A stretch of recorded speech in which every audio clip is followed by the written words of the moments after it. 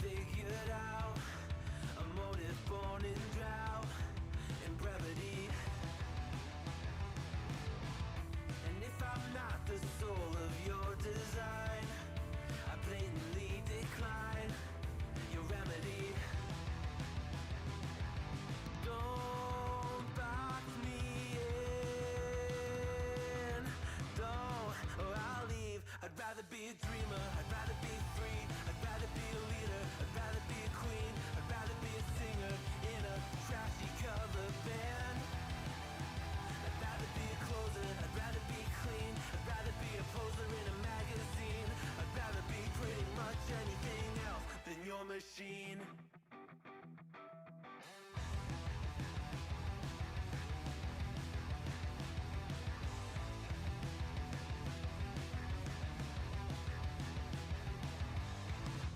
Wasn't always just a single shade, a palette full of gray in reverie. And I can burn it brighter than the sun. I have a golden gun inside of me. Don't box me in, don't, or I'll leave. I'd rather be a dreamer, I'd rather be free, I'd rather be a leader, I'd rather be a queen, I'd rather be a singer in a trashy cover band. I'd rather be a closer, I'd rather be clean, I'd rather be a poser in a magazine, I'd rather be pretty much anything else. And if I fall behind, ignoring all the signs, if I lose the fight, I still rage against the night. Don't box I'd rather be a dreamer, I'd rather be free, I'd rather be a leader, I'd rather be a queen, I'd rather be a singer in a trashy cover band. I'd rather be a closer, I'd rather be clean, I'd rather be a poser in a magazine, I'd rather be pretty much anything else than your machine.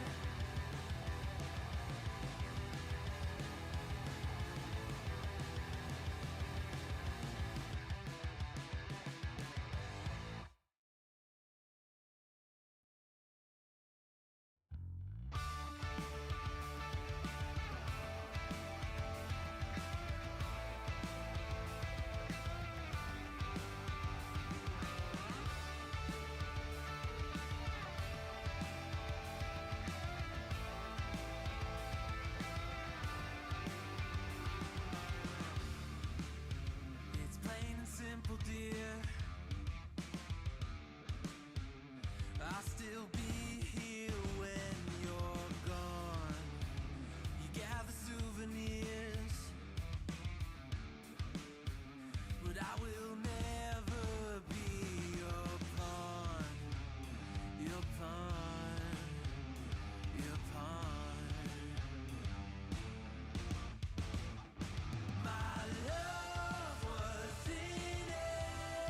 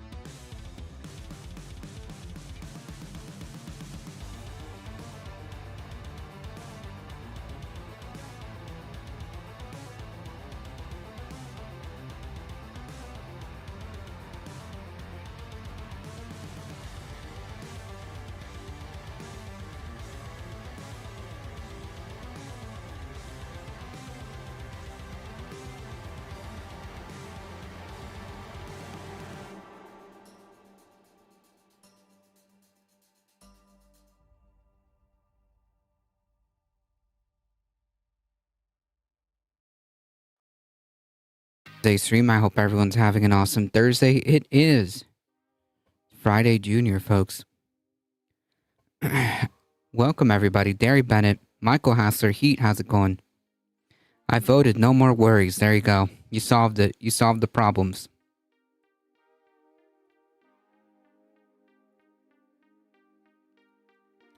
All the problems have been magically resolved.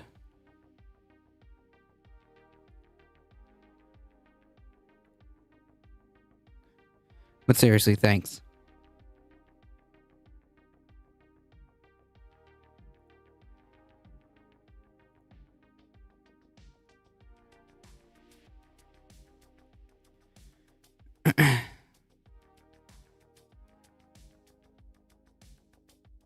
If speaking of which, if you're in Georgia,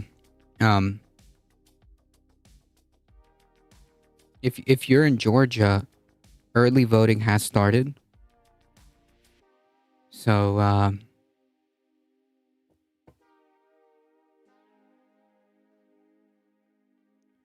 definitely take advantage of that if you can. Early voting in Georgia is going to be up to November 1st, I believe.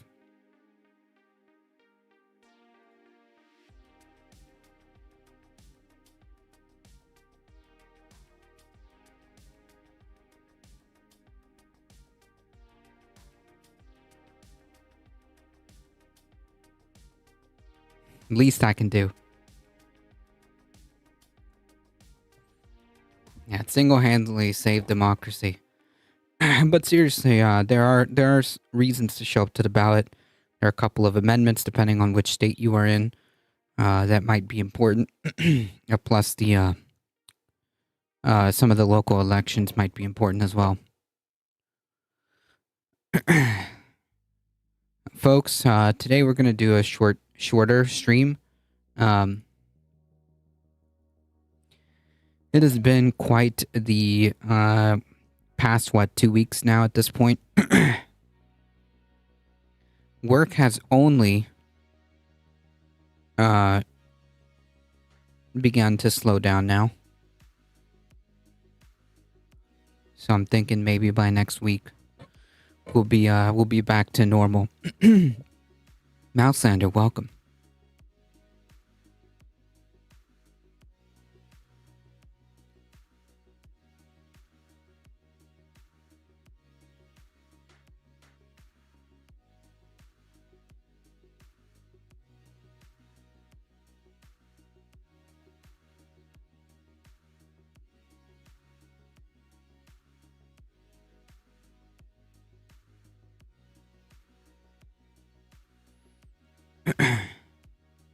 Before we get into it, thank you for your support. You guys are what makes this channel go. Thank you all. I appreciate it. If you want to support the channel, there are many different ways. Many different ways. You can consider checking out the merch store and hitting the ! Tip button so you can tip your streamer directly. Oh goodness, I haven't even... Oh lordy. I didn't even pull up my articles yet. Look at that.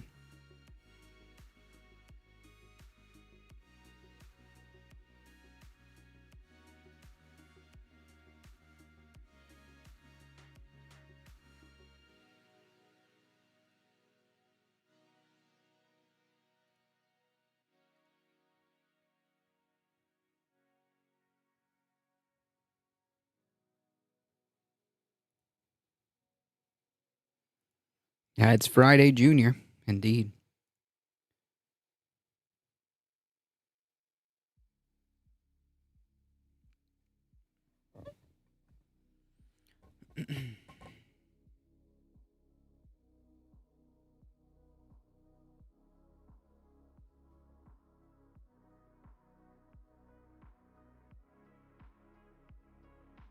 Yeah, it's basically casual Friday.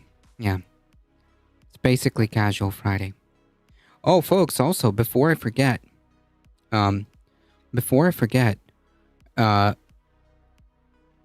this Saturday, speaking of casual, this Saturday we're doing a casual movie event.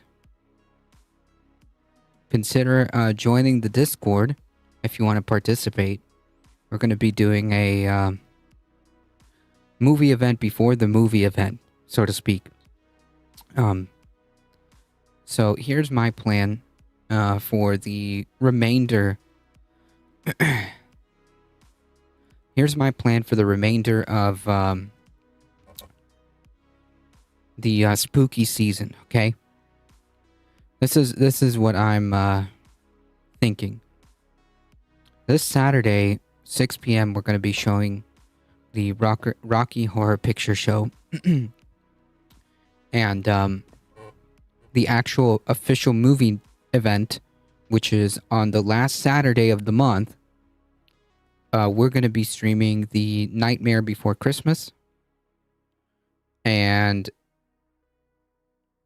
on actual Halloween, which I believe is a Thursday, I believe it's that Thursday after, Thursday the 31st, we can stream a couple of very spooky movies throughout the day. We'll be more open with that one. And we'll stream a couple of spooky movies throughout the day.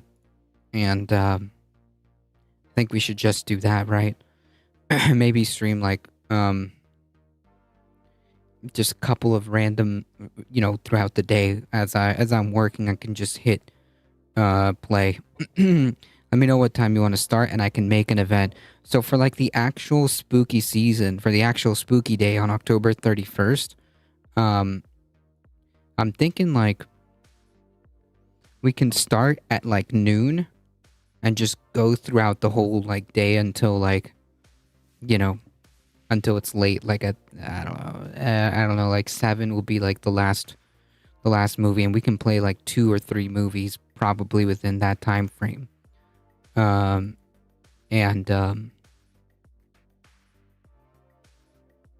think that would be good. For those of you that just kind of want to chill in the Discord, you can. We'll do like one movie at noon, one movie at like 3, and one movie at 5, or something like that. Because I'm sure there's like plenty of like spooky movies to choose from.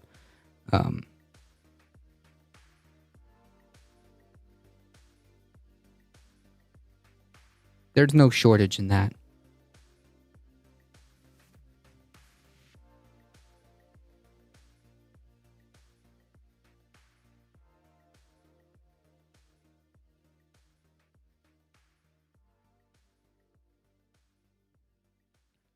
And that way, I think like noon Eastern is pretty. It's not early. You know what I mean? It's not early, so I think it's fine. Especially for some of the other time zones. I think like that's a good place to start. And if you don't make one movie, that's okay. There'll just be random, movie events going on through the day.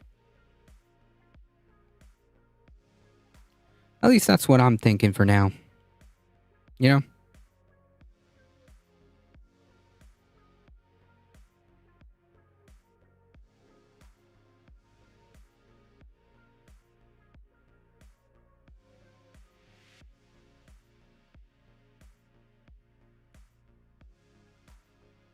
Sounds great. All right. Sounds good.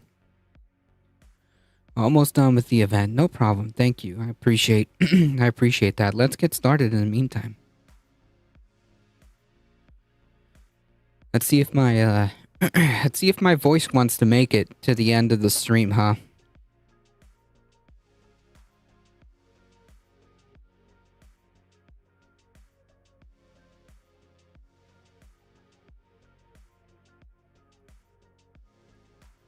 I'm curious how people so close to you and your administration no longer want to support you. So why would I want to support you? Donald Trump did a Oof. That was a rough question right there. You need some tea. Yeah, I do. I need some tea and honey. That's exactly what it is.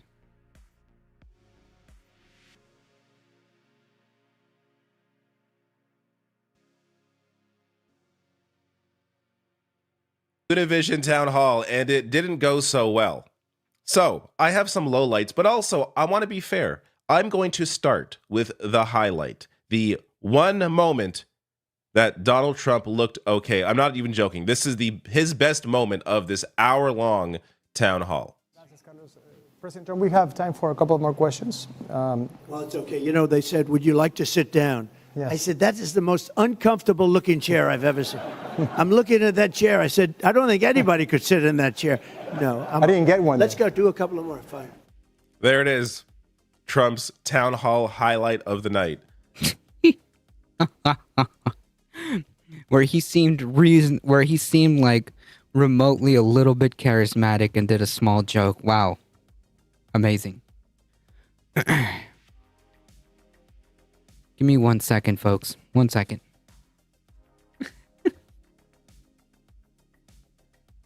I'm just gonna grab some, I'm just gonna grab a drink.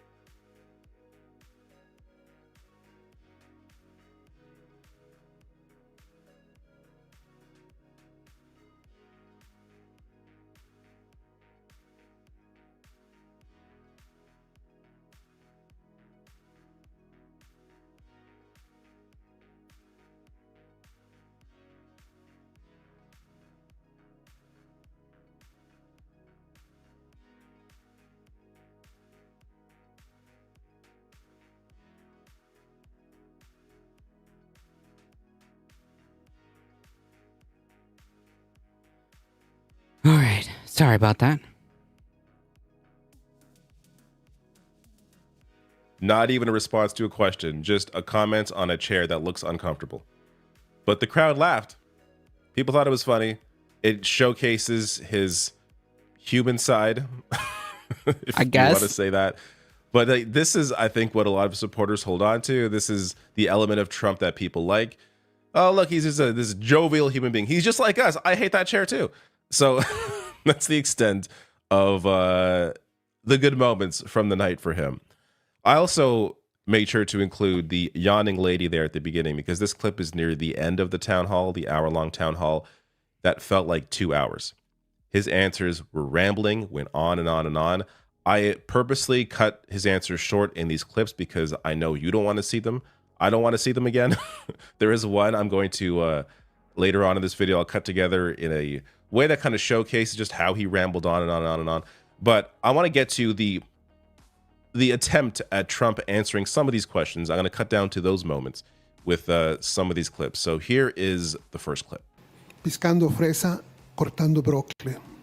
Good evening, President Trump.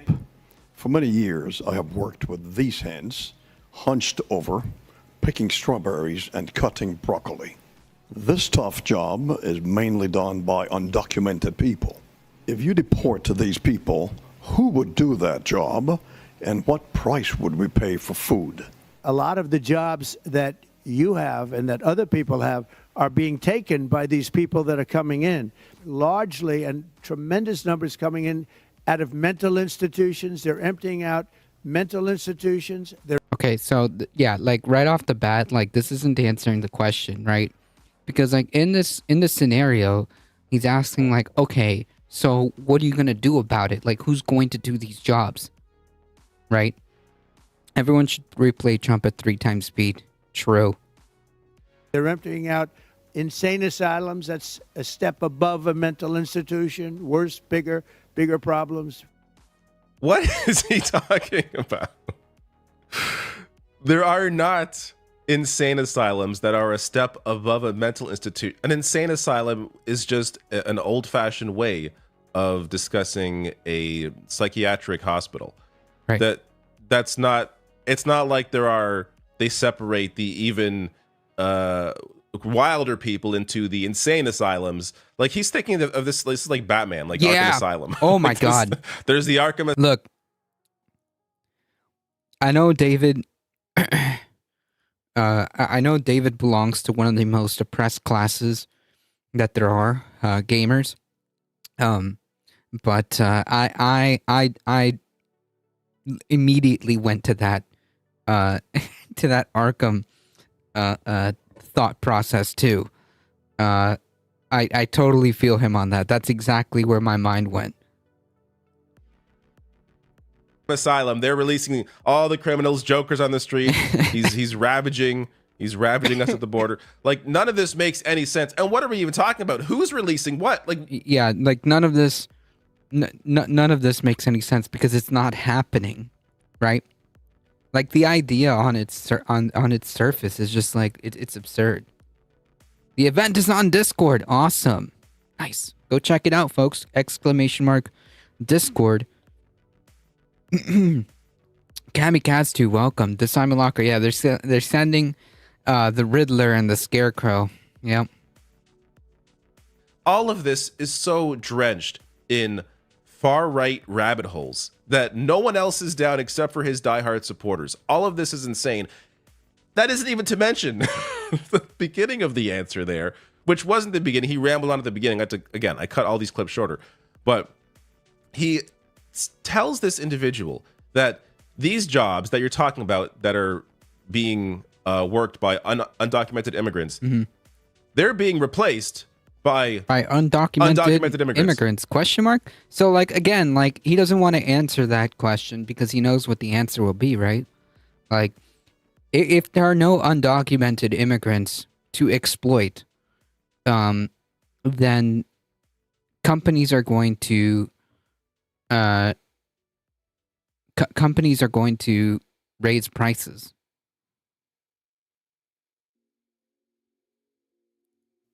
What?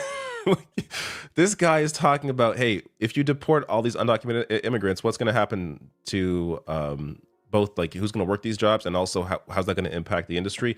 Trump's answer is that, oh, those jobs are being replaced by undocumented immigrants. No, they already have the jobs. Well, what are you talking about?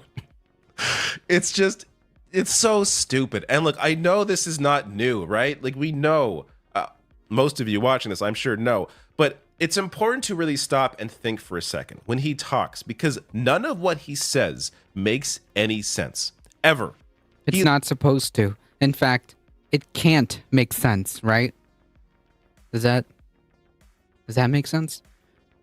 They're sending Two-Face. Wait, that's me. I'm Two-Face.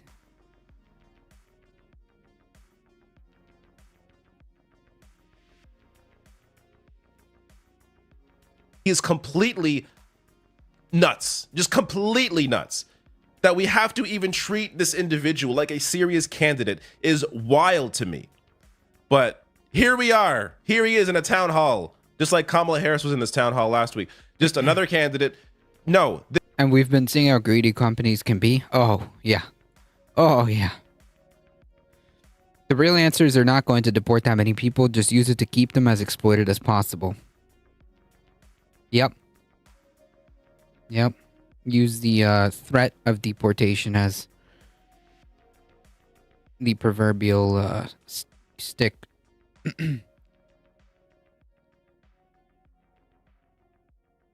This is a complete lunatic who should not be in any position of power, should not be on television at all. Not hosting a show, not running for president especially. And yet, he won one term. And yet, he somehow managed to win one presidential term.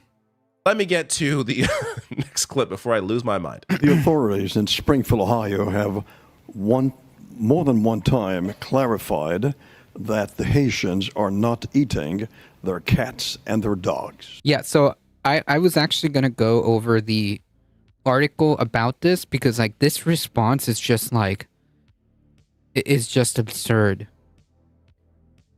Like, he's not letting this go. He's not letting this go at all. And he just... It's so much worse. Nonetheless, you want to revoke the permit they have to legally reside in this country. My question to you very respectfully is, do you really believe Very respectfully. that these people are eating the people's pets? Thank you. Well, thank you very much. And this was just reported. I was just saying what was... The answer, bro. The answer. I don't care. The answer. Do you honestly believe that these immigrants are eating people's pets? The obvious answer is like, no, this is ludicrous. But like, he's not. He can't. Reported. That's been reported. And eating other things too that they're not supposed to be. But this is all I do is report. What? I have not. I was there. I'm going to be there. And So not only did he double down and not admit that he was wrong, even though like the whole question was premised with the fact of like, hey, there's no evidence of this, of what you're claiming, dude. So do you still believe that this is happening? There's no evidence, and quite frankly, it's absurd that we're even talking about this. But like, do you actually believe this? And of course, his response is like, oh, I'm just, don't shoot the messenger. But they're eating much worse. What do you mean, bro? Is he like implying that like, what does that mean? His pants are definitely on fire. we're going to take a look, and I'll give you a full report when I do. But that's been in the newspapers and reported pretty broadly. It's been reported pretty broadly that it's not happening, right? It's been reported pretty broadly that it's not happening. The officials there have reported and have confirmed that it's not happening. So, I mean, all right, I think a better question, honestly, yeah, pants on fire, exactly. I think a better question would be, Mr. Trump, do you feel responsible? Because I would love to see him squirm at this question. Do you feel responsible for the bomb threats and lockdowns that have had to happen because of all these threats at places throughout Springfield, including schools. Like, do you do you accept responsibility for that, given the fact that this is what you said on national television and have continued to reiterate multiple times, even though there's no evidence whatsoever of this happening? Like, do you feel responsible for this? And I would really love to see him squirm on that, because, like, I'm pretty sure that he would not be able to answer that. Yeah, they're eating McDonald's. His people believe it, so it doesn't matter to him. He just throw it back saying they shouldn't eat dogs. Yeah. Have you seen the response? They say it's a hoax because they aren't actual bombs. Oh, Jesus Christ.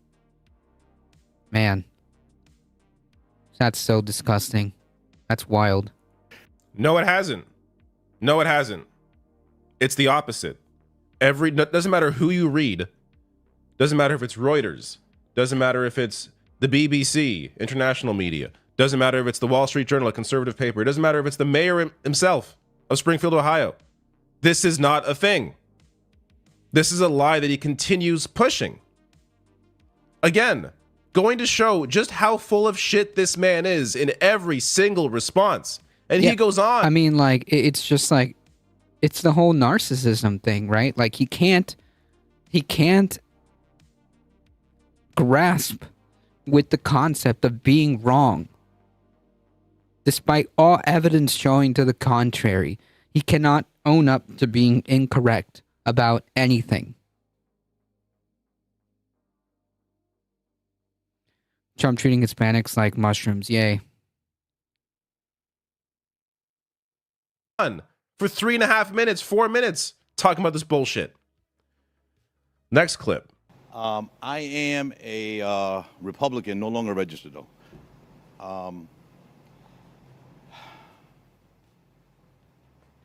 I want to give you the opportunity to try to win back.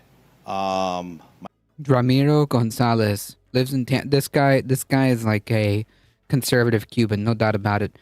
What gets me is the stochastic ramifications of this kind of rhetoric. There's a shooting in my city and he left a manifesto naming Trump's invasion rhetoric. Yeah, exactly. Like that's the whole point.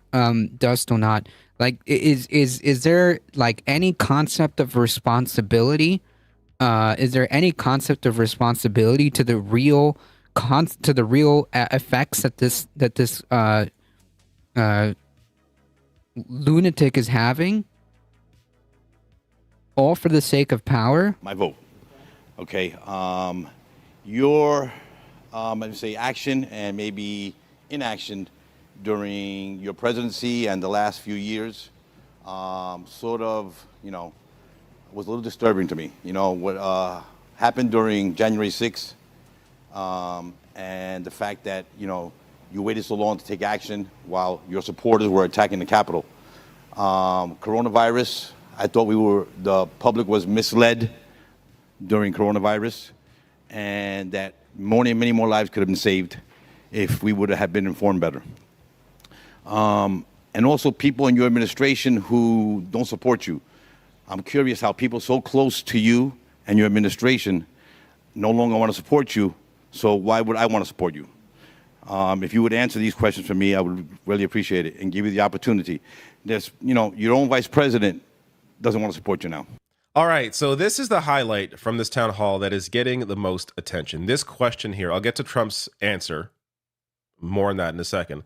That's actually not a bad question. As far as questions go to him, Trump is responsible for not getting his fifis hurt. The day of love of breaking laws, right? Like that's I'm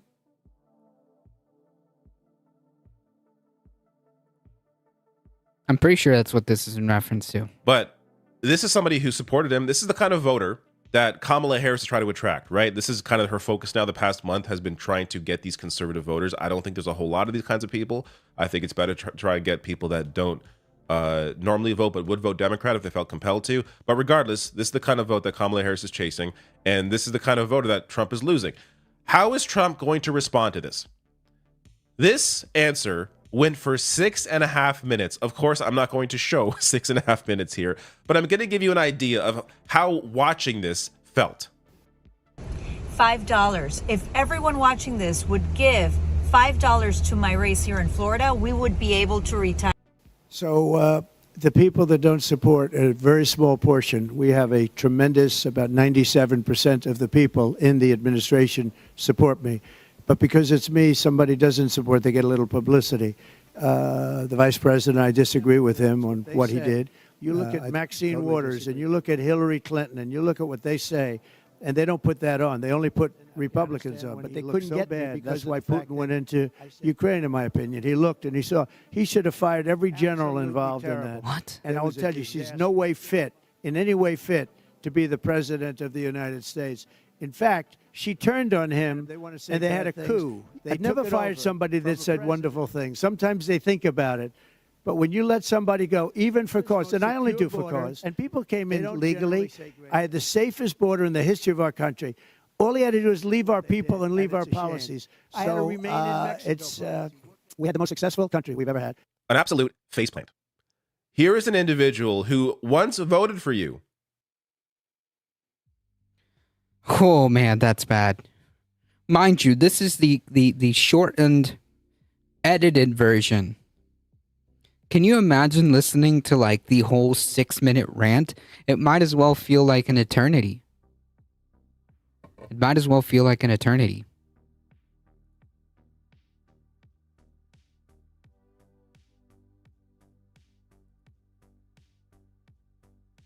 There's a star, man.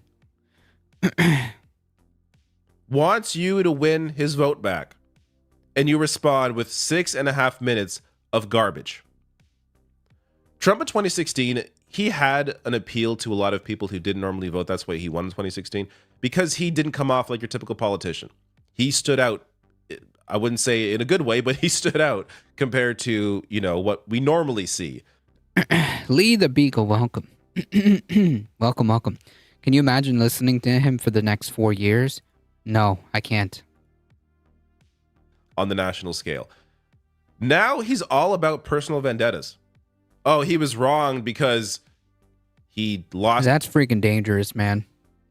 A narcissist with this amount of power on a vendetta because of a perceived slight against him. Yeah, not good. The election and can't admit it. Oh, these people, they're talking crap about him because he was a terrible leader. But all these excuses, all these vendettas against people that don't like him, that's his whole campaign now. He once spoke about people struggling and their needs and how, again, he didn't mean any of this, but he, on the debate stage, in that one primary debate, he called out how, you know, he could call up these... After 8 years of bad Trump impressions, it feels played out. I try my best. Okay. I'd have to move if Trump wins. Politicians and then offer, you know, a bunch of money and they would do what he wants them to do. Like, he helped in some way to discuss the issue with money in politics. Again, didn't do anything about this, didn't actually care about the issue, but he was different than your typical politician. Now he is just... That's right. Trump won't have to worry about re-election, so I bet he's going to go balls to the walls. Yeah. a rambling moron with nothing to offer. That's also like another factor of this, how like dangerous this situation could be. Right? Because like, dude's got nothing. He doesn't have re-election to worry about. Presumably he's going to come in there with a more yes men cabinet or advisors or people around him.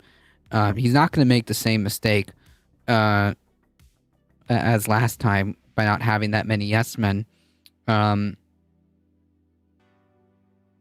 And based on the type of attitude that this dude's given out, I mean, like, I wouldn't put it past him to actually enact the principles of Project 2025 with regards to the executive, and expanding the power of the executive so that he can fill the bureaucracy with his yes men.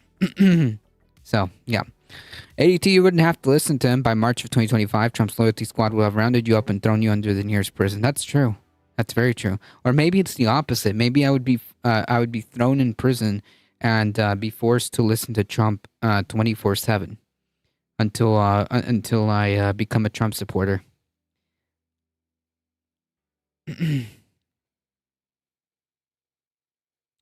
Unless he decides to go after term limits, that's true. Although I don't know how much of that he could do, but yeah. Elon did stand next to him and say this could be the last election. Yeah, but he says that this could be the last election because the Democrats are gonna do whatever. But reality is, as with all conservatives, whatever accusation they say, it's just a confession.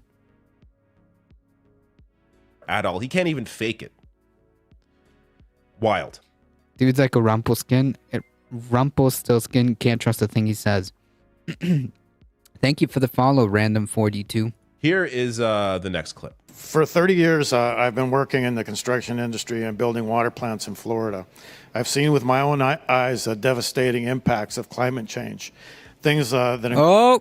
Oh, man. A climate change question. I respect it. Every accusation is a projection or confession. We've seen it before. Yep. I respect it. Include sea level rise, saltwater intrusion in our drinking water supply, frequent flooding of our coastal communities. Given the amount of the mounting evidence of climate change, do you still believe it's a hoax? Now, I happen to think that there are very important elements of climate, water and air.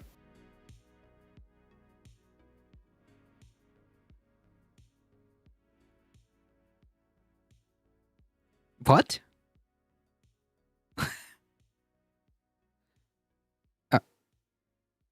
Yeah, don't forget. don't forget Earth and Heart. Isn't there 5? Water, Earth, Wind. I feel like isn't there 5? Water, Earth, Wind, Fire, Heart. Yeah, there it is. Okay, thank you, Heat.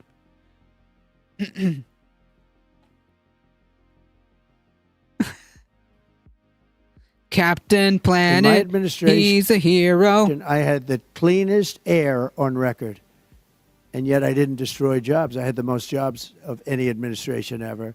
I also had the cleanest water, crystal clean. We had the cleanest water, the cleanest air. To me, those are the primary factors.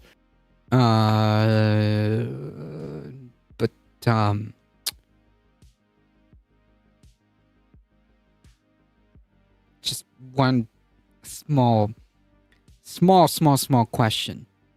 And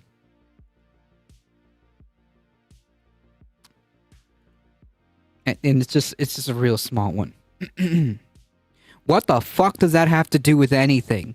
Holy shit, this is so frustrating. Like, listening to this dude talk about climate change and like the actual real crisis that this actually presents itself to be. It's just so infuriating, right? Like, what does having the cleanest air and cleanest water even mean in terms of like addressing the climate crisis, right? And like, second question to that, what exactly were the policies that he enacted to make that a thing? Like, never mind just kind of like tabling the whole climate crisis discussion, but like, what policies did he enact to even do that? As Dust Dustonot pointed out, he gutted the EPA.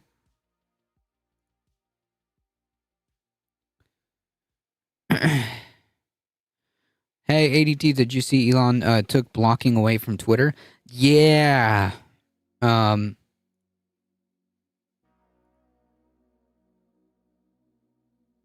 Yeah.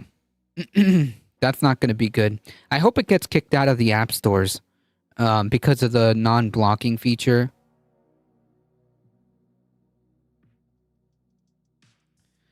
He cut NASA funding and removed all climate change sections of all government websites. Yeah, like, so this has nothing to do with anything. Yeah,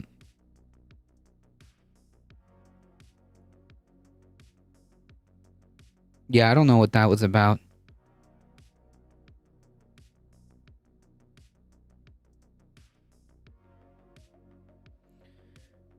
I wish Elon would just go away. Same. Oh, I mean, like, you know, that, yeah, colorful language. I don't know what exactly the point they were trying to make there, but that was, yeah, it was a little bit too much. Anyways, just to address that, sometimes just to address that, I hope that when this rolls out, this non-blocking feature rolls out completely, that the Google Play Store and the Apple Store take Twitter off, because it doesn't have, for all intents and purposes, it doesn't have really a block feature. Like for now it works, but I don't know like when they're gonna roll out everything completely. But hopefully when it does, that will trigger Apple and Google to take it out of the Play Store, because like this is like that's a no-go for me. Like the reason why the block exists is because like if I block somebody, I don't want to see, like, I don't want to see their tweets. I don't want them to see my tweets. That's the whole purpose of a block. It's literally like block. It's block. I don't want them to see my tweet, and I don't want to see their stuff. That's why I block them. Like literally, as soon as I see a Nazi on Twitter, I just block them. It's that simple. I don't want to see their crap, and I don't want them to see my crap. Like I don't want them to know that I exist. It's that simple. Blocking is a safety thing for a lot of people. Exactly. And to add to that, like there's serious safety concerns about people who are blocking, for example, stalkers and harassers.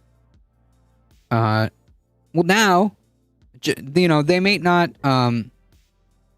they may not be able to interact with your post, but they can see it. They can see where you are if you post pictures. They can see what you're up to when you tweet. It's just like it's garbage. I think you still won't see theirs, like mute, but they'll see yours. That is wild. A 1 day, that is even worse than I thought. A one-way window? Jesus. Oh man, Elmo's really trying to light this site on fire. Hey, Old Growth Canopy, the solution is to not use social media. You know what? I think I aspire for that to be like, for that to be a thing. I aspire to for society to like tamper down on that. Seriously. The people that I block, I never want to see ever. Right, that's the whole point of blocking, right? Like, exactly, Cammy. Exactly correct. The whole point of blocking is exactly that. And it's a safety feature to protect yourself if you're, let's say, of a vulnerable community and people are harassing you. You use the block button. He's just angry that so many people blocked him. Yeah, including me, by the way. Including me.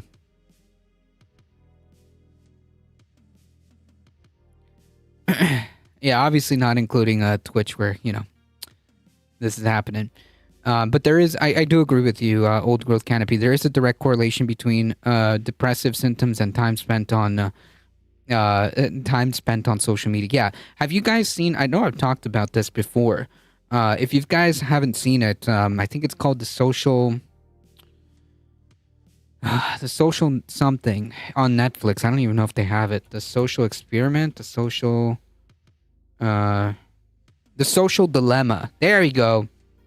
The Social Dilemma kind of touches on that concept of how social media just kind of, you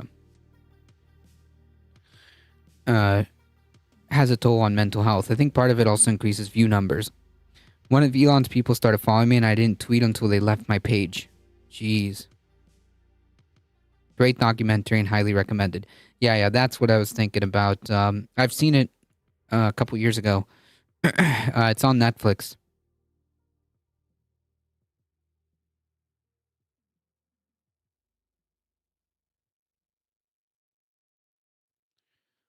Yeah, exactly, Cammy. So like, if you don't want these like ghouls following you, um, you know, being able to like look at your tweets, then you should be able to block them.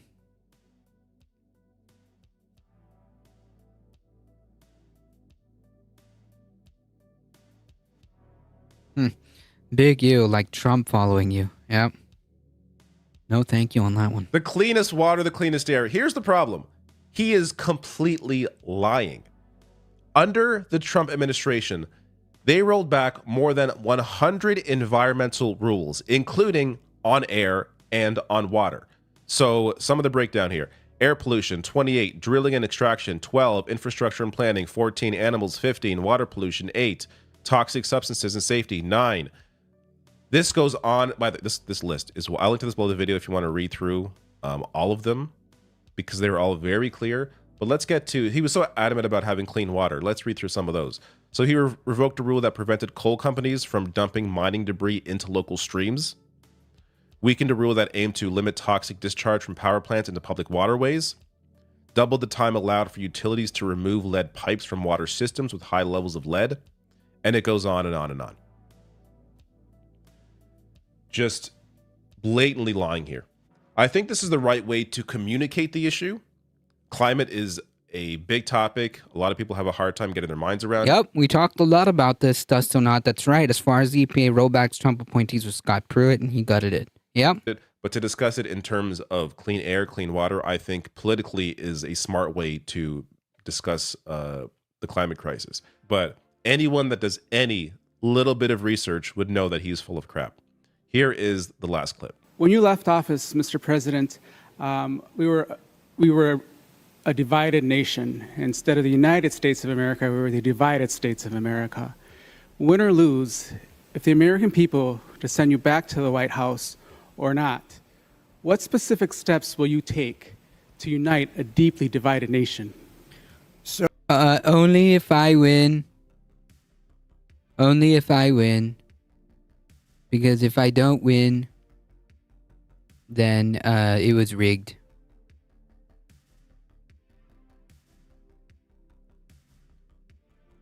PB Jackson redeeming a dab. All right, I'll do the dab. Give me a second. Hey-ya!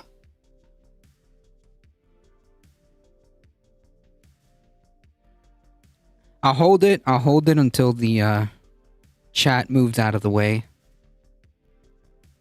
Once it moves out of the way, I'll do another one. Just for making sure we did it proper. There you go. Hiya!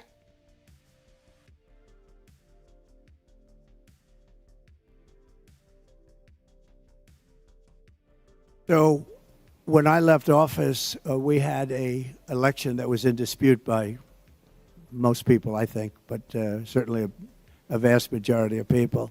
That was the primary division. A question about division.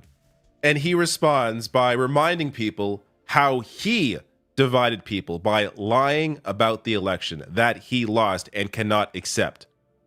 Right. The election was not in dispute by a majority of people. Yeah, so like this is like the overt, like gross level of narcissism that this dude is exhibiting. People. It was in dispute, but nobody except for him. He's the one that brought it up. People in his own administration came out against him.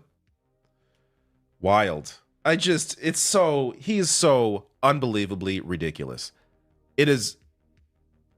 Look. Kamala Harris, Democrats have their issues, of course.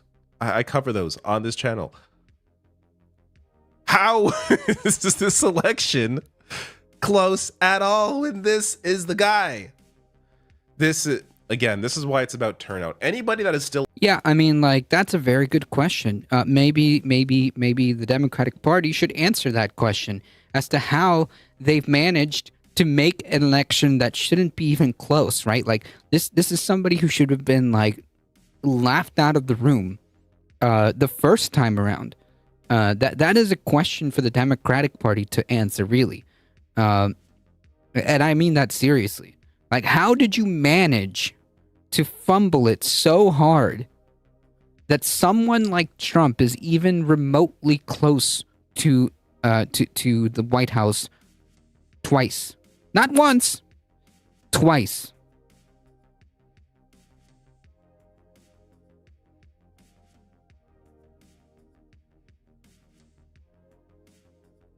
open to voting for Trump, why are you wasting your time? Why is Kamala Harris wasting her time trying to get their support? Yeah, again, this is a question the Democratic Party seriously needs to answer, right? Like, if they're actually interested in in handling this like seriously and having some introspection and going like, you know what are we doing here? Why is it that someone as clownish and dangerous as Trump is even that close? Because Kamala isn't giving us a reason to vote. I mean, like, it's a upper party issue. Can I share a link? It's the line that I hear in my head too often. You can send it to me by whispers. Yeah, or send it to one of the mods. That's fine. Don't matter. You can send it and they'll repost it or send it to me. Doesn't matter. Either way.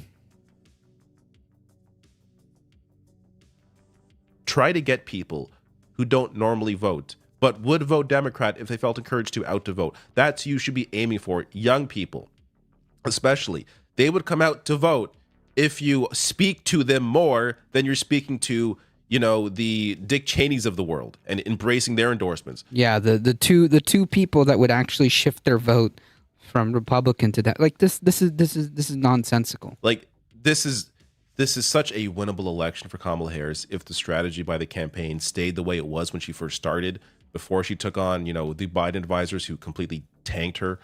Like, I still think she's a favorite, but you should not be close in this race when this is your competition. Right.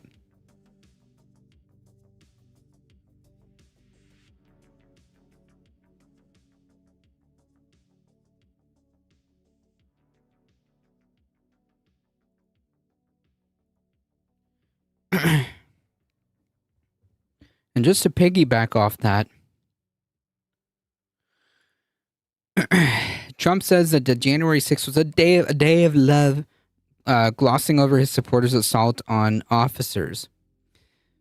Former President Trump insisted that the January 6th attack, when his supporters stormed the Capitol and assaulted scores of law enforcement officers, was not a day of violence. No. A day of love when nothing was done wrong. Gotcha. This is a funny one. All right, let's do it.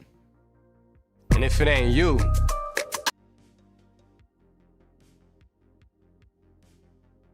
Yeah, love for Trump. Governor Dukakis. Hey, come back. Governor Dukakis rebuttal. I can't believe I'm losing to this guy. Yep. There you go. There you go. That's right. Yeah, maybe it was love for Trump, which is really all that matters, for him, anyways. Seeing, you know, those massive crowds doing that for him, definitely made him feel like it was a day of love. You should see the Dave Bautista video. Oh, I think I did. See if we can find it.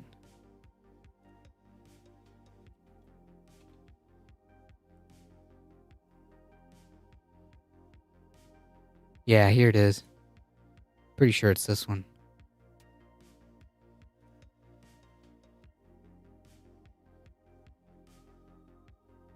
Vote for me.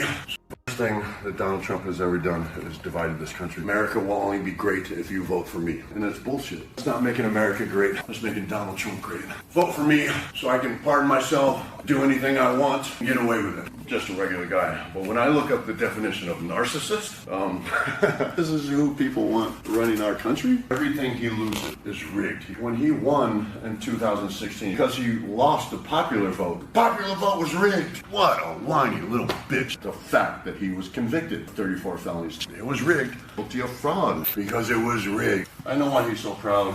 Turning up Roe versus Wade, and the reason is because he's a massive piece of shit. This dude got laughed out of the United Nations. That says a lot. It's gotta be the system's rigged. I hate Taylor Swift in all capital letters. Who's more American than Taylor Swift? Nobody. Talking about Governor Whitmer, he was asking for federal help. He wouldn't return her phone call because she hurt his feelings. Can you think of anything more un-American? Shit all over Obamacare, promising that any week release his health care plan. Never Next happened. week, we're gonna have something very shortly. It's like nothing you've ever seen, except it never fucking came. We love our country so much, stop fucking shitting on it. I'm like Ali right now. Make America great, let's stop all this hate. Love America again.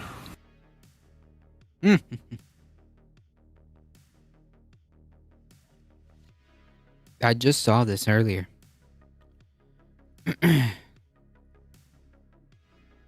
I think on Jimmy Kimmel. Oh, you're gonna have to post that on the Discord. So I can take a look at it. I don't think I can play Jimmy Kimmel on the stream, unfortunately.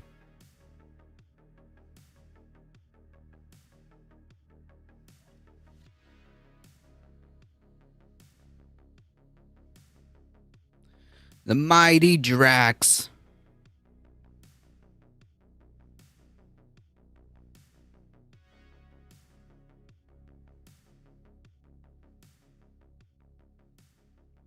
Oh, come on, Twitch chat.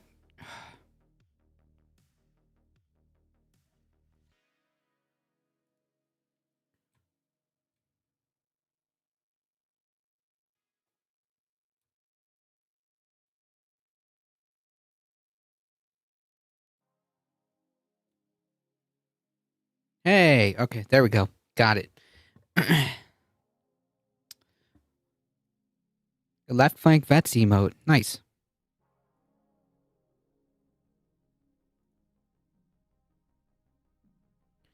Yeah, unfortunately, like the way the way the copyright stuff works, it's pretty annoying. I literally got hit for less than 30 seconds of something. Less than 30 seconds. So, yeah. That's right, struggle _4 now. Yeah.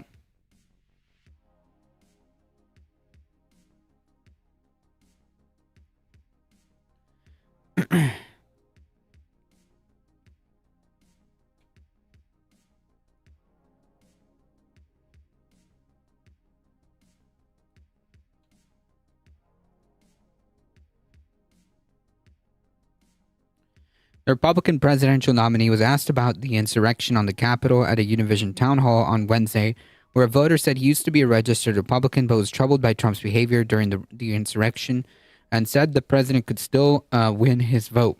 Quote, I want to give you the opportunity to win back my vote. Okay, we went over this. Trump responded by blasting former Vice President Mike Pence, saying he totally disagreed on what he did. An apparent reference to Pence's refusal to reject the Electoral College, which he couldn't, because as he said, he has no constitutional authority to do anything but accept the results, withstanding repeated attacks from Trump and Trump supporters. Trump said his supporters who came to Washington on January 6th, they didn't come because of me, they came because of the election. They thought the election was rigged, and that's why they came. They came because you told them to come. Okay? That's how we got here. They came because you told them to come. You told them to, quote, get wild, or it's going to be wild, paraphrasing. That's why that happened.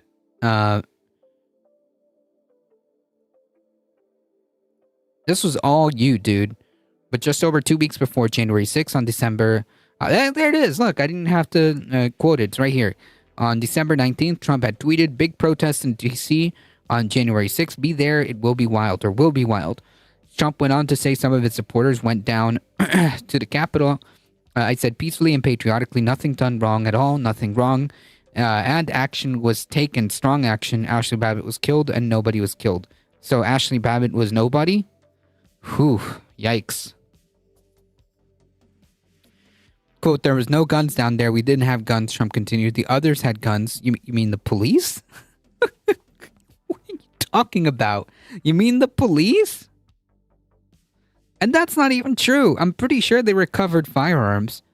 And let's not forget that the people that were convicted, I think it was the Oath Keepers, that were convicted for sedition, had a cache of weapons just out in the neighboring state. Okay?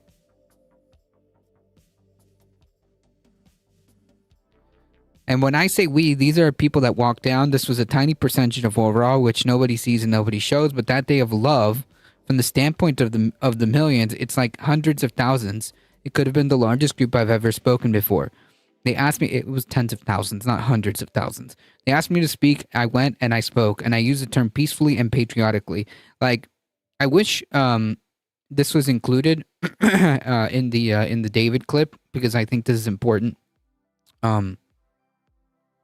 Yeah, keep in mind, they were actually Antifa and BLM. That's right, not Trump supporters. But also, everybody loved me. But also, they were Antifa, BLMs. Yeah. They were Trump supporters, but also not. Yeah.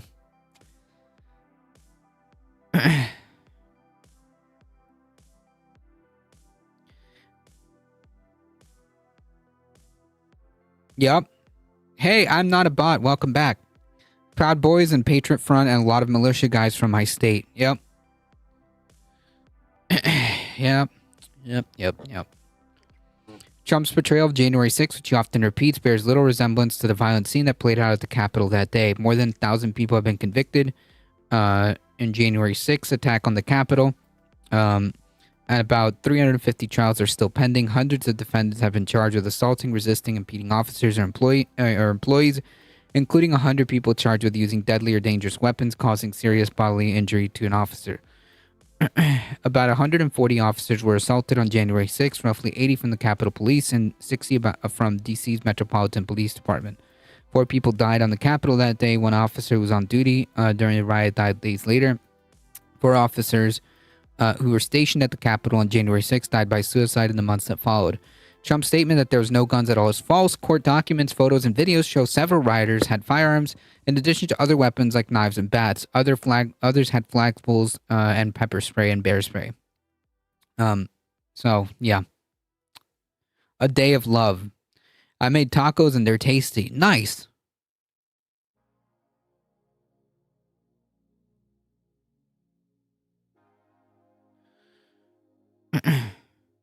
The former president didn't address the voters' question about what he was doing on January 6th while the rioters began their march on the Capitol and breached the building. A wall of Trump supporters arrived at the Capitol on 12:45 p.m. on January 6th, having marched across the National Mall. After Trump addressed the crowd near the White House that morning, D.C. police declared a riot at 1:49 p.m., and the Capitol Police Chief called D.C. National Guard Commanding General to request immediate assistance. As rioters were assaulting the Capitol, endangering members of Congress and Pence, Trump tweeted that Mike Pence didn't have the courage to do what he should have done to protect the country and our Constitution. Shortly after 2:30 p.m., Trump tweeted, "Please support our Capitol Police and law enforcement. They are truly on the side of our country. Stay peaceful." But at that time, he did not urge his supporters to stand down. It wasn't until 4:17 p.m.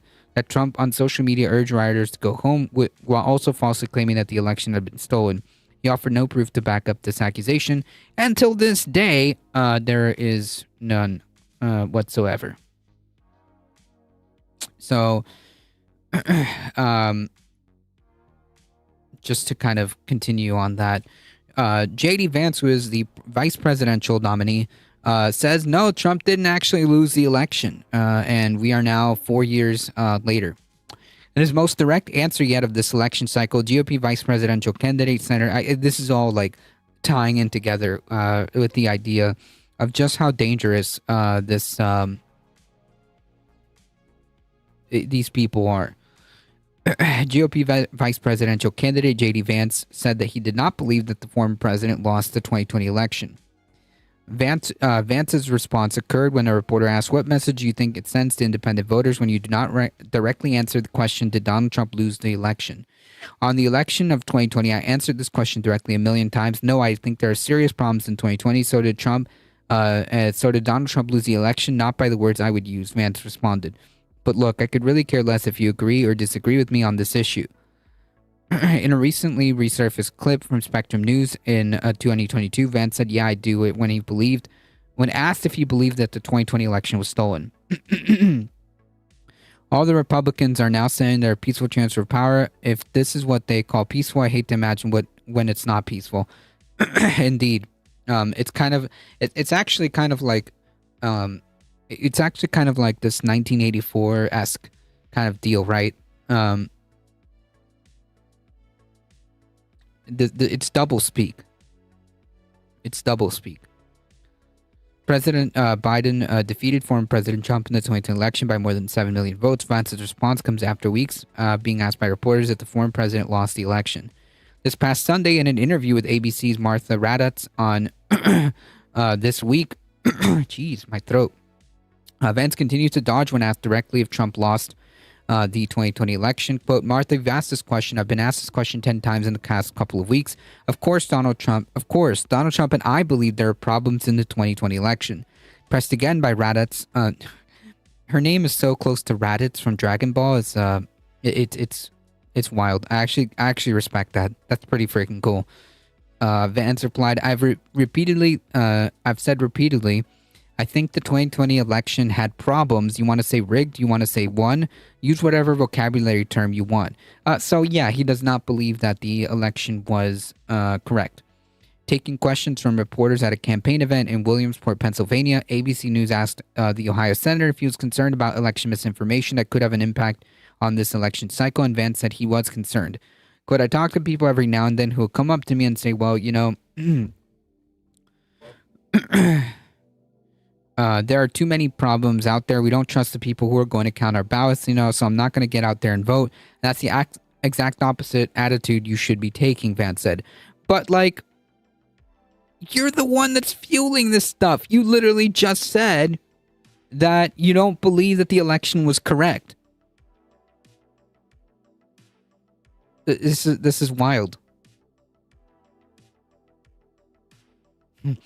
Dragon Ball Z, do you prefer to be called a nerd or a geek?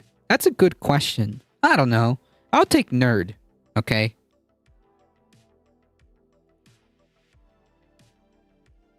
Dragon Ball is old and may have had an influence on the name. Who knows? I don't know the etymology of the name. It could be a completely different thing. I just made that my inner nerd just came out and made that connection. Trying to ease those who might have doubts about the election, Vance said that those who will be working on the polls on election day are the same people in their community. Here's something else that I think people don't realize is if you're a local voter in a place like Williamsport, the people who are counting your ballots are often your neighbors. And again, it's the local elections, and especially in our small and rural areas, it's your neighbors who are counting these votes. It's your neighbors who are counting the ballots. Yeah, whatever, dude.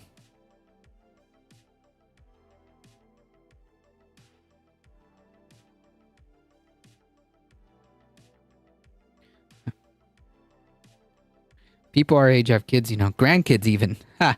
True. True.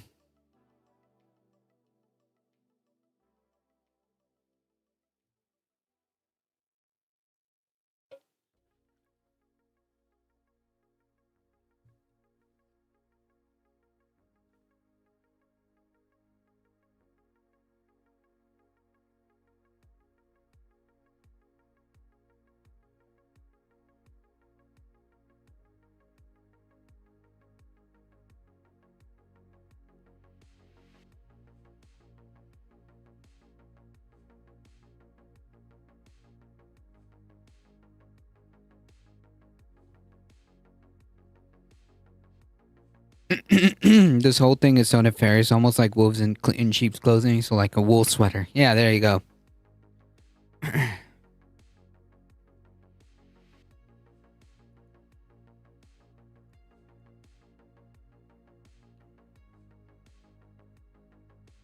Wolves in Wool. Great band name. I claim it. All right. Trademark.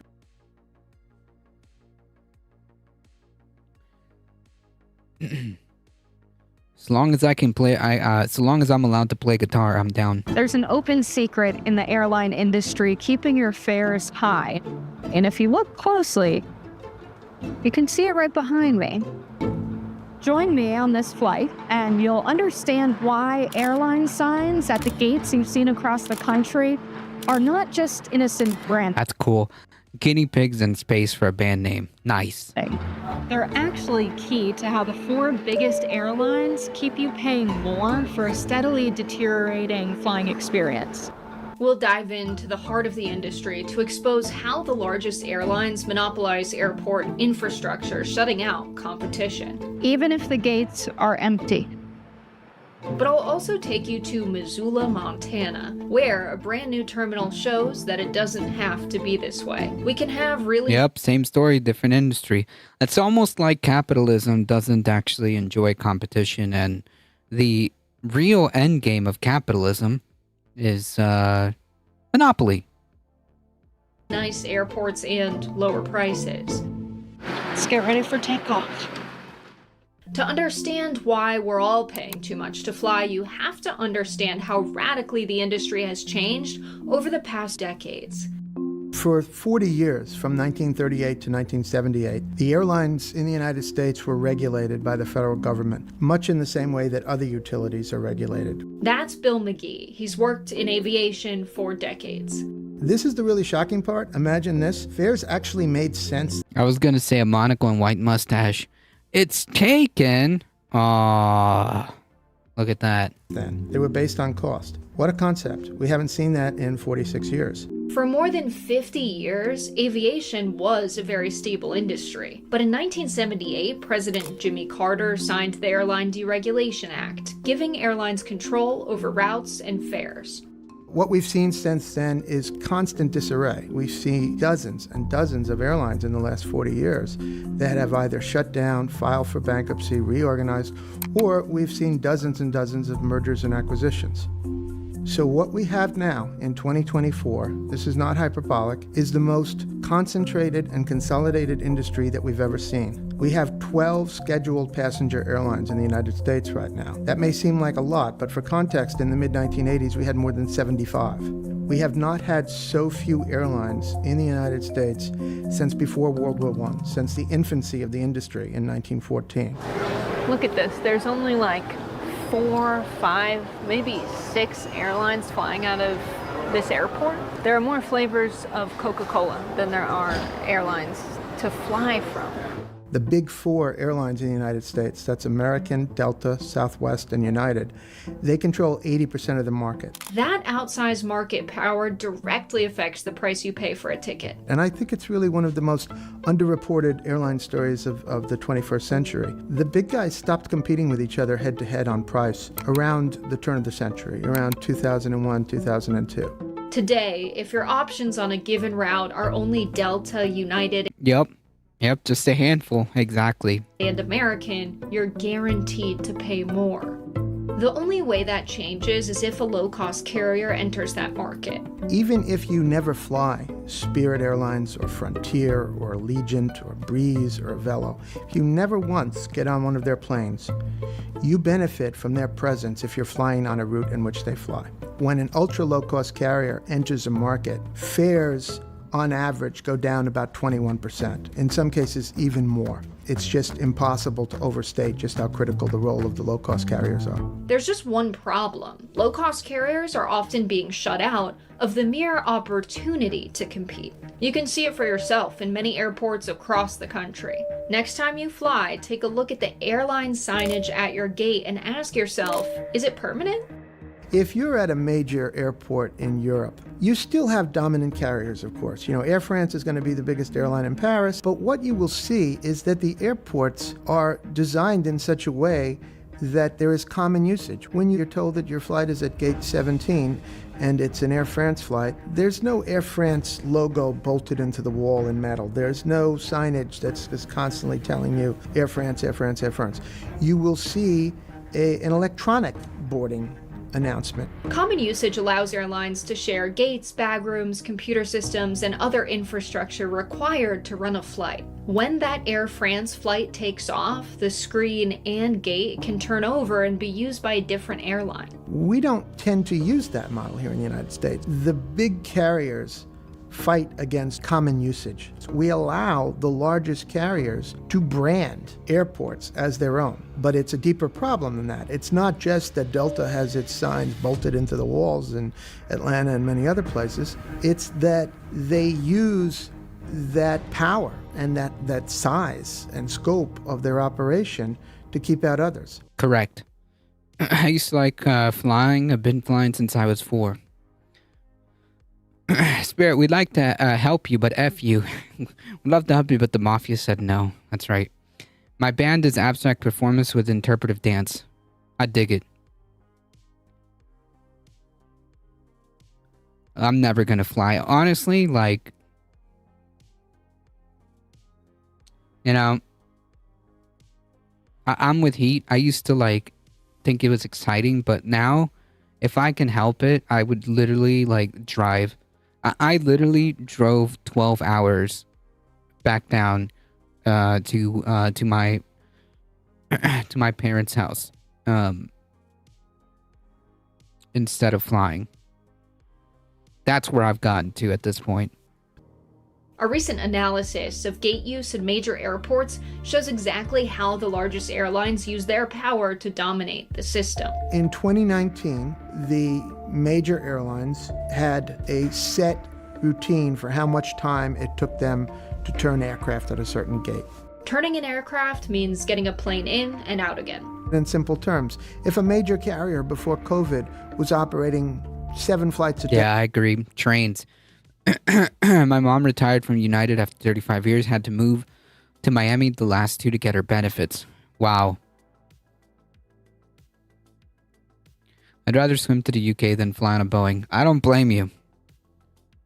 Seriously, the market went downhill after 9/11. Out of a gate at a given airport. Well, after COVID, they may have been operating 4 flights a day. A sensible person would say, well, there's an opening there for 3 more flights, so let's have a lower cost carrier come in. Shockingly, in 2023, they went back and compared the numbers to 2019, and they saw that all throughout COVID, the big carriers continued to sit on those gates and other airport assets, right? They stretched out the times. Not all of these gates are empty, but a lot of these flights don't take off for hours. There is really, really strong evidence that the big airlines use the facilities that they bully airport authorities in many cases, to have access to. They use them to the detriment of competition and Correct. low-cost carriers, right? If you That's are the name a of the major game. airline, you do not want to see Spirit, Frontier, Allegiant, because you know the result. They will come in and offer lower fares. But it doesn't have to be this way. I traveled to one airport doing things differently. That could be a sign of the future. This is the nicest airport I've ever been in. Airports are essentially always under construction, but this airport in Missoula, Montana, is undergoing a massive 3-part expansion, in large part thanks to federal funding. Phase 1 of Missoula's terminal expansion, where I'm standing right now, was partly funded by the American Rescue Plan, which the Biden-Harris administration passed in 2021. It's very clean, it's very new, it's very shiny, but it also has character. It's got all this nice, cedar wood. My dad's gonna get mad, he's a carpenter, that's probably not the kind of wood. It looks like cedar to me, but it looks like a cabin. I talked to the airport managers Tim Damrow and Brian Elstad, who told me it isn't cedar. But now that you say pine, it's pine, yeah. It has more of the swirlies. But they also revealed crucial details about the airport's renovation that are actually creating competition and lowering fares. One unique thing that we did is we tried to leave space in between all of our agencies here. So if an airline needs to grow or expand, there's open ticket counters next to them. And then again, there's always room for a new entrant as well. We use what's called a common use system. So that allows airlines to be able to use any gate at the airport. You won't see a Delta or United sign bolted to the wall here in Missoula. The airport also set up its baggage service in a unique way. This is our baggage makeup carousel. And usually airlines, they have their own staff doing this. Like Yeah. there'll be United Air baggage people, Delta baggage people, Yep. and they're separate. No, I'm glad you brought that up. We actually operate our own ground handling department as well. So the airport, we provide service for American, Allegiant, Frontier, and Sun Country. And to have that as an option probably makes it easier to bring in newer airlines. Nailed it right on the head. Just this year, several low-cost airlines added new flights to Missoula. So Sun Country started this summer, Frontier returned to us. When you get those two carriers, then other airlines try to keep their market share. So United more than doubled their service into Missoula this summer. If you go out and buy a ticket anecdotal, they outsourced those jobs. They used to be union jobs. Boo. Wow. That's sad. I've been in Delta's frequent flyer club. They are frequent flyer clubs. They are nice. Got to keep out the riffraff. Almost every company ever, though, saving money and cutting corners. Those people need happiness and safety over greater than people's needs. And yeah, I agree. we even see our prices are way, way down. We're hearing that in the community, that they appreciate the cost of airfare has gone down due to competition this summer. The next two phases of Missoula's airport expansion, which are under construction now, They use mergers to get rid of unions. are funded in part by the bipartisan infrastructure law, which the Biden-Harris administration also passed in 2021. So this is our last piece of construction. This is phase 3. So the last grant we received through the bipartisan infrastructure law really allowed us to fund this last chunk of the project. The bipartisan infrastructure law amounts to the single largest upgrade of America's transportation infrastructure since the 1950s, with $25 billion allocated to airports. And the law is helping break the airline stranglehold on airport infrastructure. When selecting projects for grant money, the Department of Transportation has been prioritizing ones that increase competition, like Missoula's expansion. It's an approach that's in line with a slew of new protections for passengers that the Biden-Harris administration has enacted, such as banning hidden fees. Healthy competition requires that as a consumer, you comparison shop, which means knowing the real price of a trip before and not after you buy. I've been around airlines for 39 years now, since 1985, and I can tell you that the last 2 years or so, I think we've seen more positive developments than we've seen in all that time. The fact is, in the last 2 years or so, the Biden-Harris administration has stepped up and enacted a flurry of new passenger protections, new rules.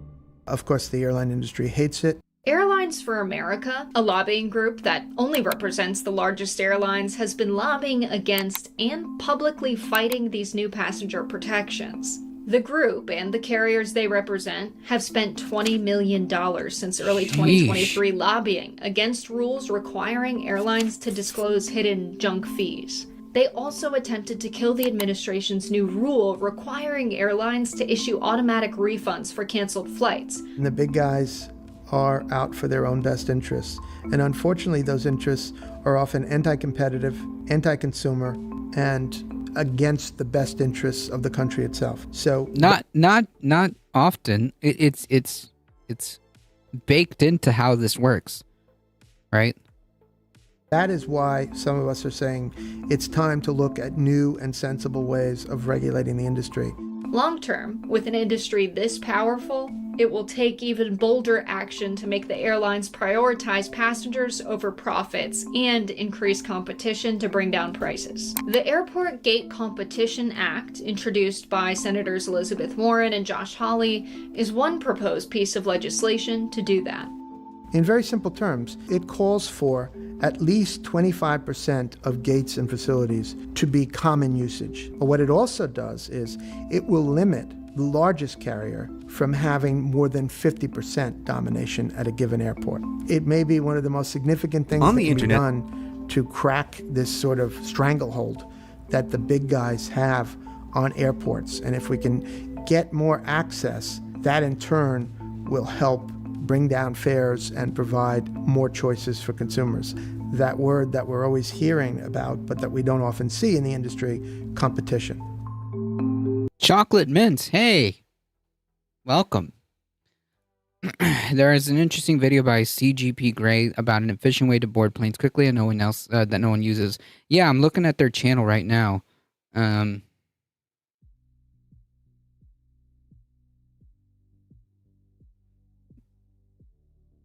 I think it's one of their, what, on the third row.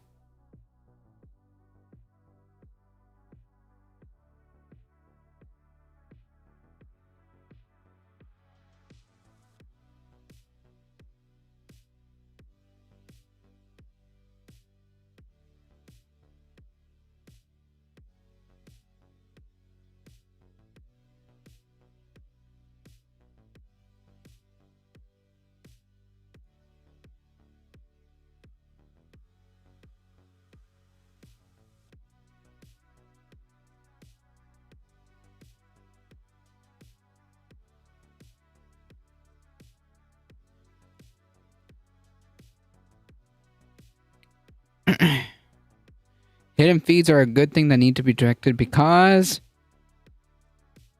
we always have to protect the bottom line of these CEOs.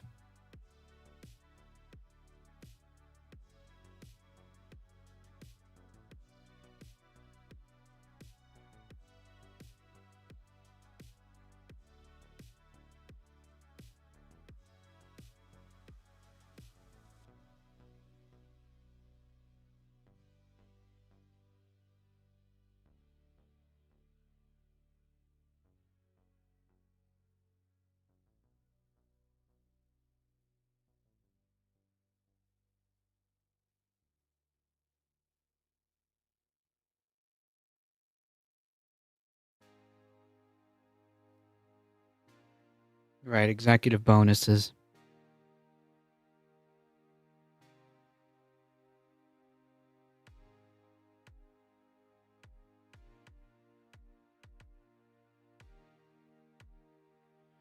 All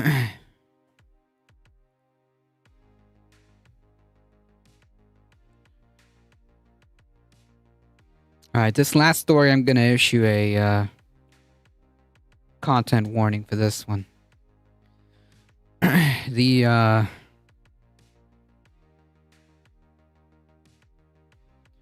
nature and subject of this last article is pretty yeah, it's pretty rough.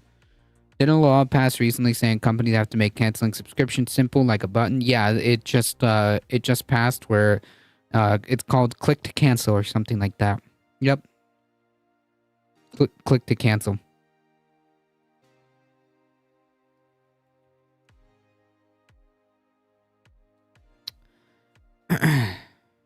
Me too. Me too. It has to be as simple as signing up. Yep, exactly. Correct. Do not say it. The Beanie Turds content. No. This is like actual, like actually deserving of a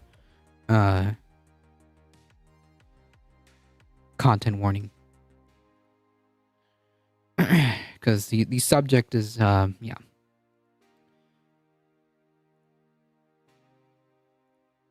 The Archdiocese of Los Angeles agrees to $880 million in the sex abuse scandal pay the settlement. The settlement to 1,353 alleged victims is the largest payout by the U.S. Catholic diocese over decades-old abuse victims. And sometimes it's hard to figure out how to quit. Exactly. Who would have thought? Indeed. Globus, welcome. The Roman Catholic Archdiocese of Los Angeles has agreed to pay almost $1 billion to 1,353 people who accused priests of abusing them as children in the largest payout by a United States diocese over decades-old claims that have rocked the church globally. Los Angeles Archbishop Jose Gomez expressed sorrow for the abuse while announcing the settlement. Whoa, come back. On Wednesday. I am sorry for every one of these incidents from the bottom of my heart. My hope is that this settlement will provide some measure of healing. for what these men and women have suffered. Yeah, hey, you know what else would be would be wonderful if you can actually like acknowledge the problem and like deal with it, okay?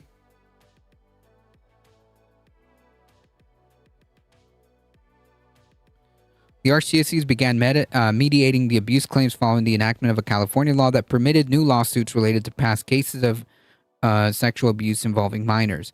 Attorneys for the plaintiffs said that they suffered horrific abuse at the hands of Catholic priests and that they've reached a settlement after months of negotiations with the archdiocese. This agreement caps a quarter-century of litigation against the most popular archdiocese in the U.S. They need to pay so much more, but it's horrible to think of it all. Yep.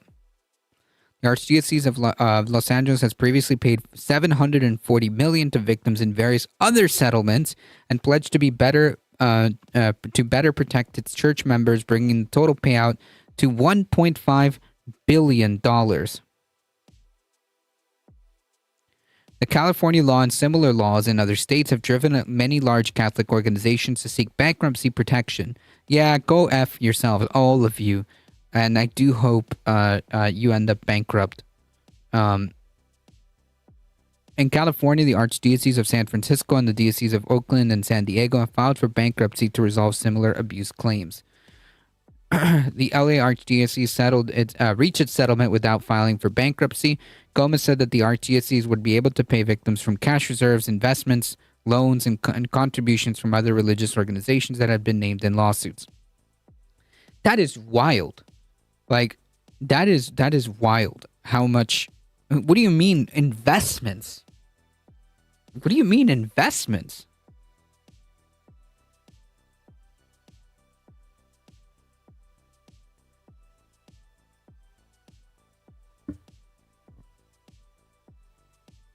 Yeah, there you go. No way. Keep those debts active like student loans.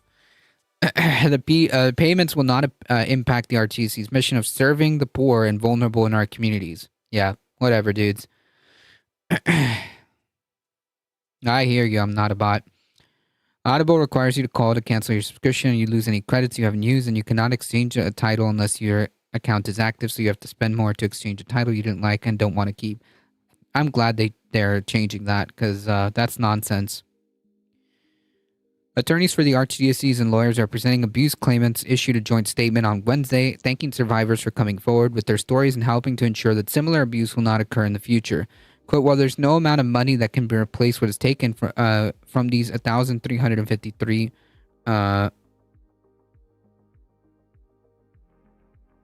yeah. I know I'm not a bot.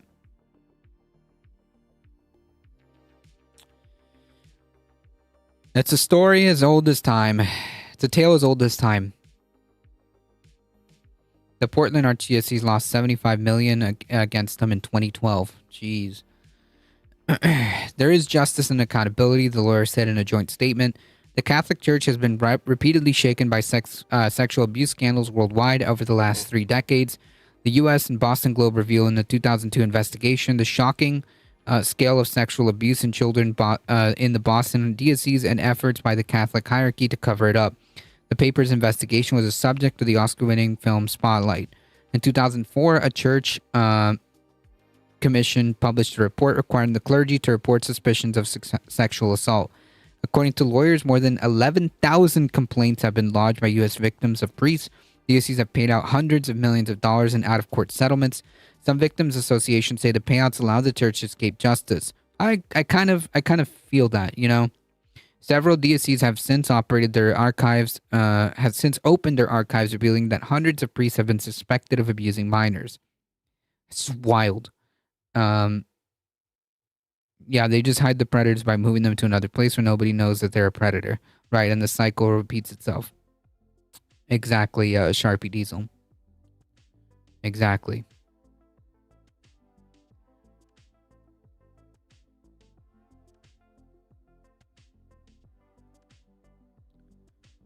Pretty freaking disgusting stuff.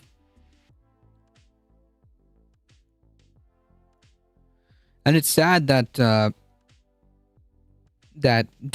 I'm pretty sure that it's because of the time limits. that this isn't criminal. That this isn't criminal. What's wild is they take money from the victims and ties to pay the legal fees and penalties. Yep. Yep.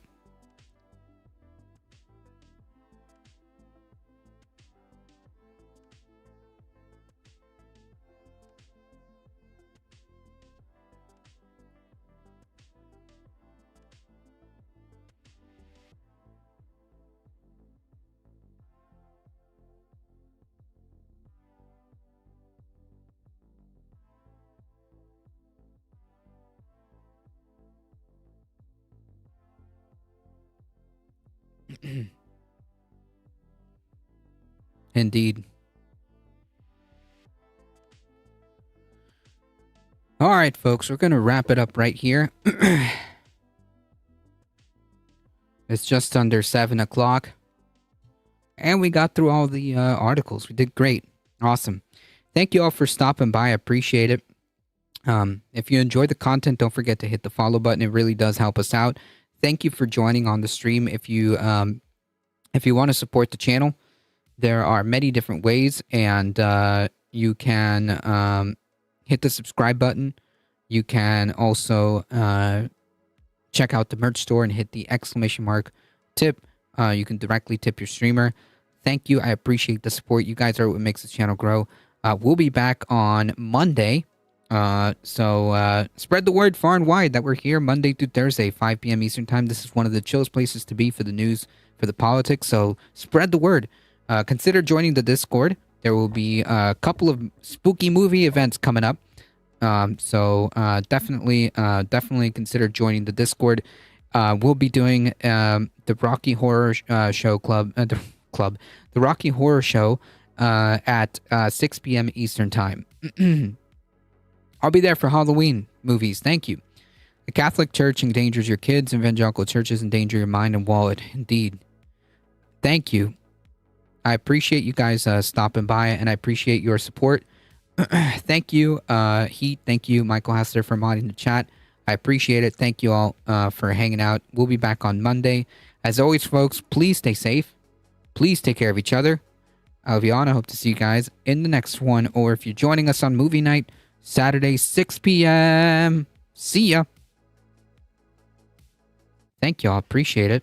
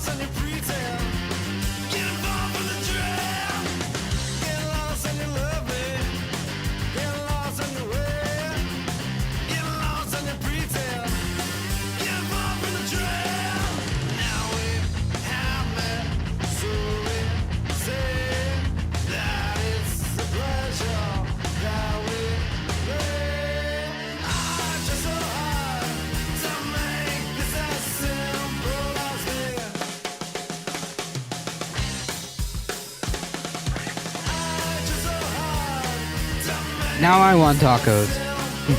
No, go Hassan, he's down. Alright.